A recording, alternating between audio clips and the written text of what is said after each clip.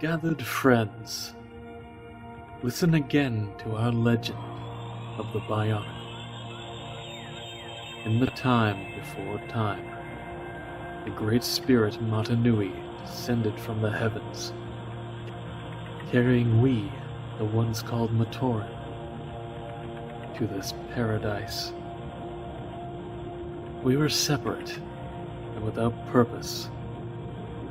So, the Great Spirit enlightened us with the three virtues: unity, duty, and destiny. We embraced these gifts, and in gratitude named our island home Matanui, after the Great Spirit himself. But our happiness was not to last. For the Makuta, jealous of these honors, betrayed him, casting a spell.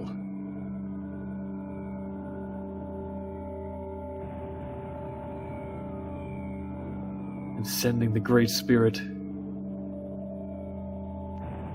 into a deep slumber.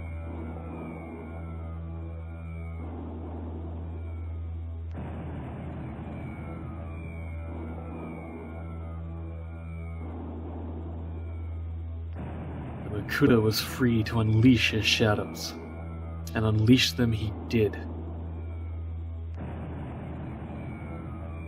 Until 6 Toa heroes descend from the heavens.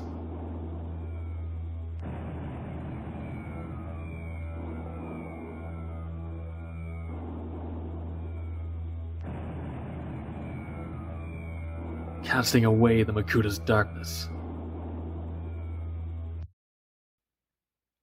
and banishing him from our island home.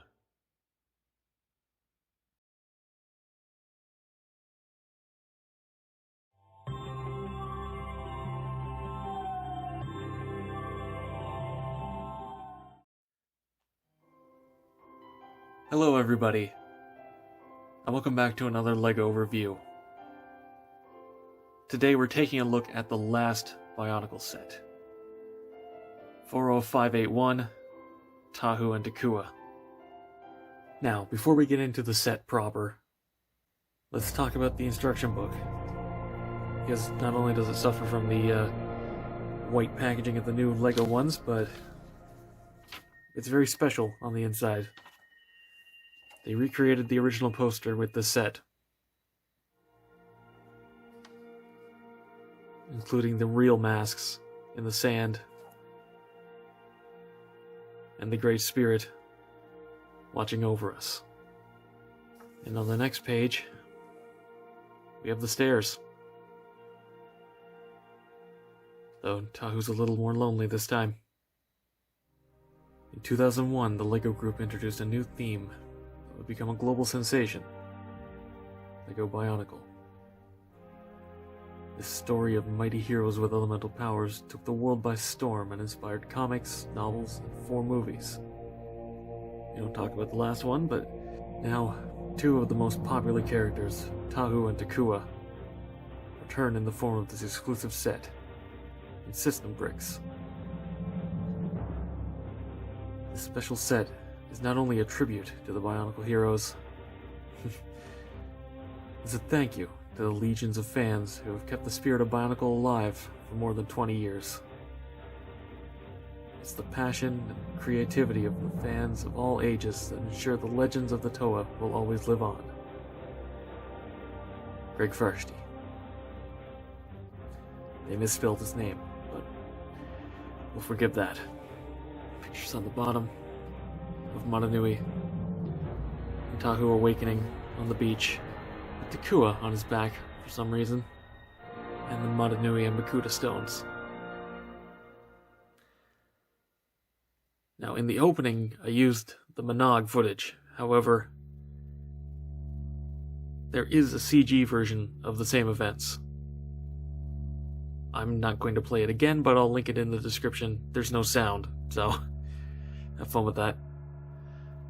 Now, starting off the review, let's talk about the articulation. because while this is a buildable figure, it is a figure. And if I can start off my reviews about model kits, talking about the articulation, I can start off talking about a Lego model kit with articulation. The head is on a ball joint, one of these longer ball joints from the old trailer hitches. Gets full range, can look all the way up even. Does have a little bit of a front heavy head, but that's actually accurate, so I can't really complain. Shoulders are on ball joints, and this clip piece can move out of the way so you can get more than 90 degrees without even turning it. Not a ton if you bring it out to the side, but you can't rotate it all the way up. Elbows are the hinge plate piece, so you can get a almost full bend with this arm, and pretty much the same actually with the other arm. There is actually a ball joint in the waist, so you get a nice wobble there. Hips are also ball jointed and pretty much completely uninhibited by anything. The knees are ball jointed, so you get kind of a broken knee thing, but you do get 90-degree bends out of them and a knee swivel. Unfortunately, nothing at the ankles.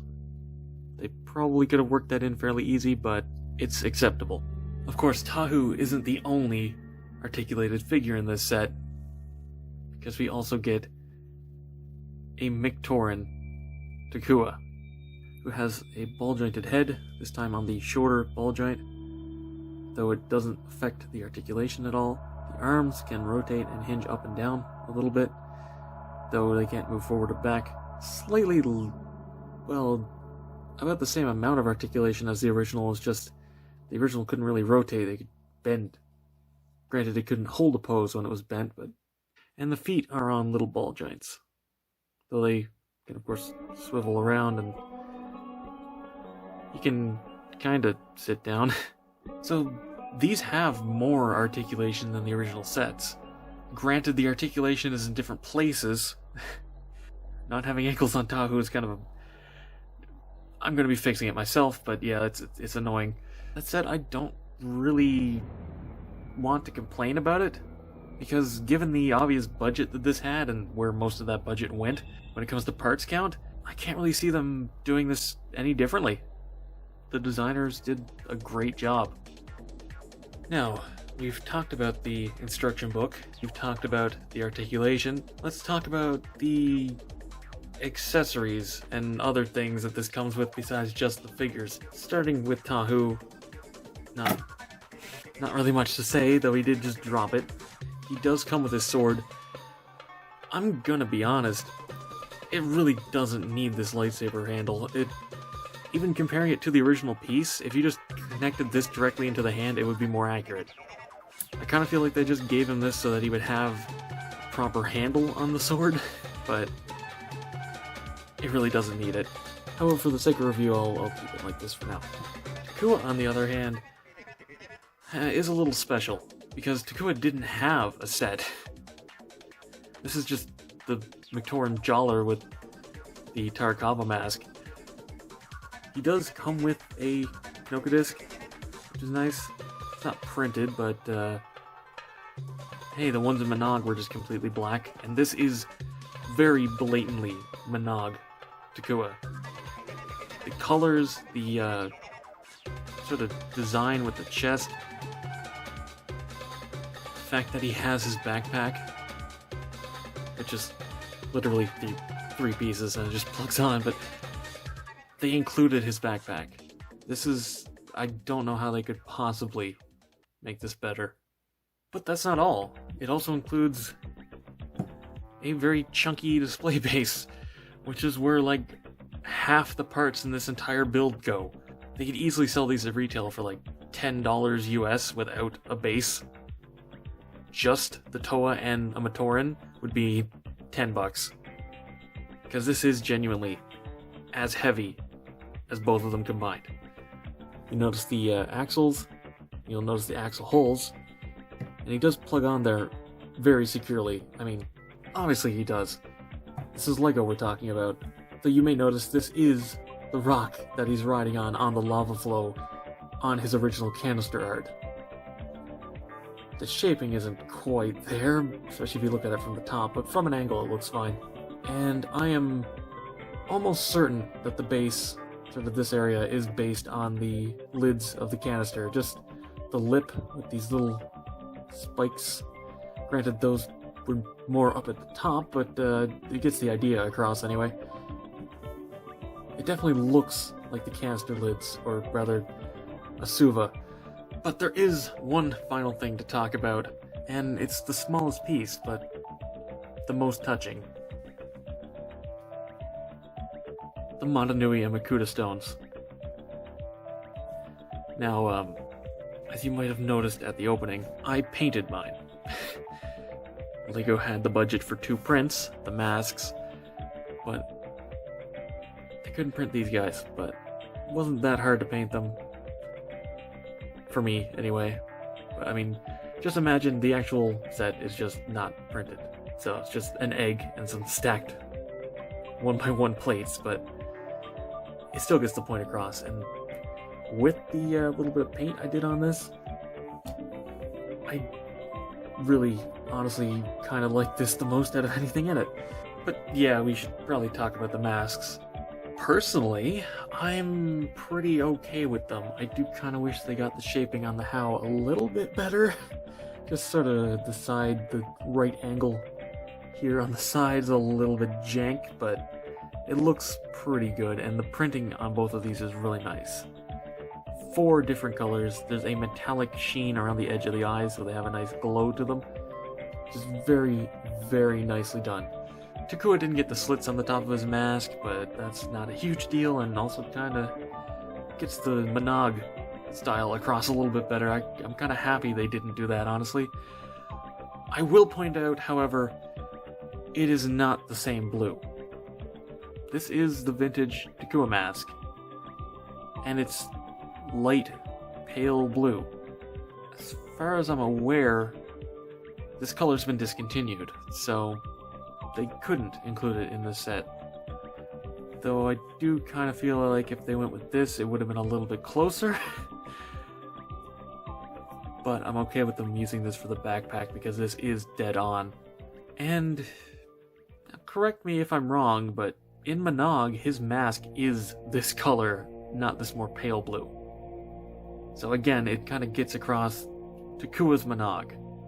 Now, while I don't have I never had the 2001 Toa as a kid. I got into it in 2002 with Pohatu Nuva, but I do have the parts for all of the original Toa Mata, but I have them as mocks. I never did get 4-length CCBS shells for these arms, and kind of makes them a little wimpy looking, but whatever, it's good enough. I got custom legs at least. Though I brought this in mostly just to talk about the things that are on this anyway. Like, you see what I'm talking about with the sword? He really doesn't need the handle there. If anything, it makes it too long. You kind of see what I'm talking about with the shaping on the mask being a little abrasive at the top. I really wish they could have worked something in there to get that shape. Though, the one thing I really want to talk about is, the weird drip they gave Tahu with his shoes. Because the original boots, like, yeah, I can kind of see what they were going with on the prototype when this was, inset to get this gap in here and a little spike. But the way that they ended up doing it, it would have looked much better without these pieces, because the foot is not that shape at all, And when I do modify it, I'm taking those off. It's just going to be the bricks at the bottom.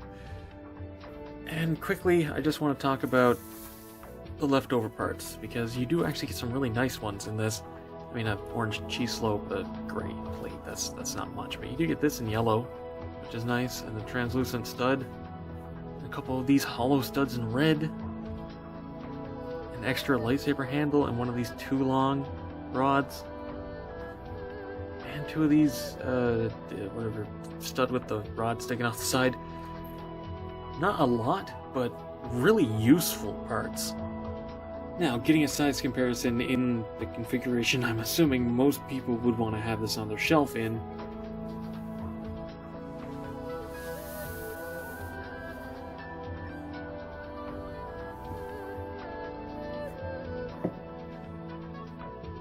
It is actually fairly sizable. So, to wrap this review up, I feel like this set has given me closure on Bionicle, which disappoints me, because this is, or was, a gift with purchase, not a viable retail set. The MSRP on the site said $20 Canadian, and the required purchasing price was $140 Canadian. So, for $140, this was not worth it. I was lucky enough to have a friend who was buying something anyway, so he gave me this for free. I'm not angry at the designers.